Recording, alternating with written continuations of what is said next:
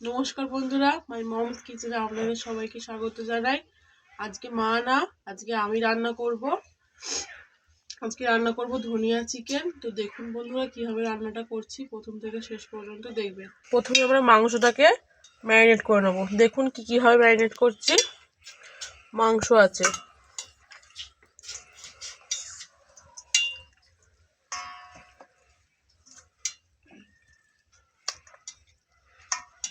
বন্ধুরা ধনিয়া চিকেনের জন্য আমরা আদা, রসুন আর কাঁচা লঙ্কাটাকে বেটে নেব।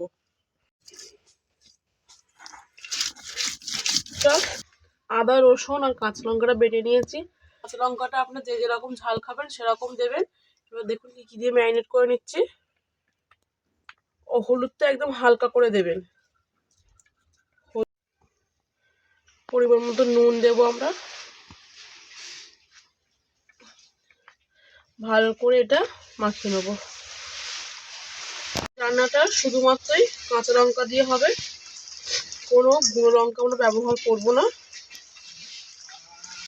একটু অল্প করে তেল দিয়ে দিচ্ছি।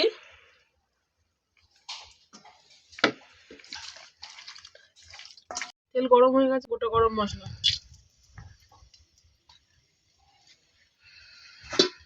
পেঁয়াজটাকে ঠিক এরকম কুচি কুচি করে কাটবেন, কেউ বড় বড় করে কাটবেন না। পেঁয়াজটা দিয়ে দেবো। এবারে ধনে পাতা, শুধু ডাঁটাগুলো নেবো আর একটু পাতাগুলো নিয়ে এসছি। দেখুন মিক্সিতে বেটে নেবো আমরা। 100 টক দই আছে, টক দইটা আমরা দিয়ে দেবো ধনে পাতার সাথে। এবং ওটা মিক্সারে বেটে নেব। ব্যাস, দেখুন পেঁয়াজটা লাল লাল করে ভেজে নিয়েছি। আর ম্যারিনেট করা মাংসটা আমরা দিয়ে দেব।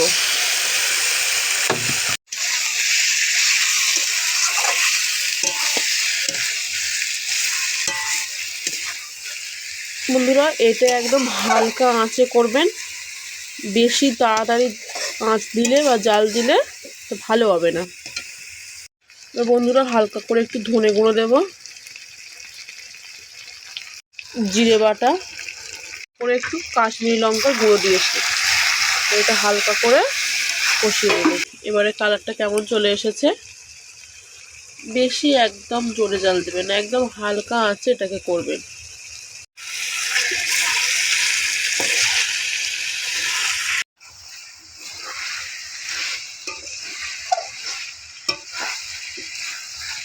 এবার আমরা ধনে পাতা আর টক দই বাটাটা দিয়ে দেবো।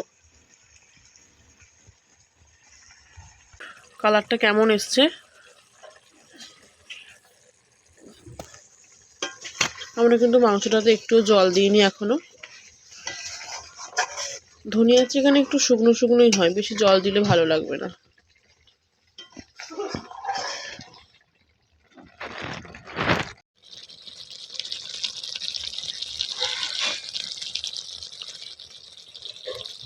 আমরা কাজু বাদাটা দিয়ে দেবো।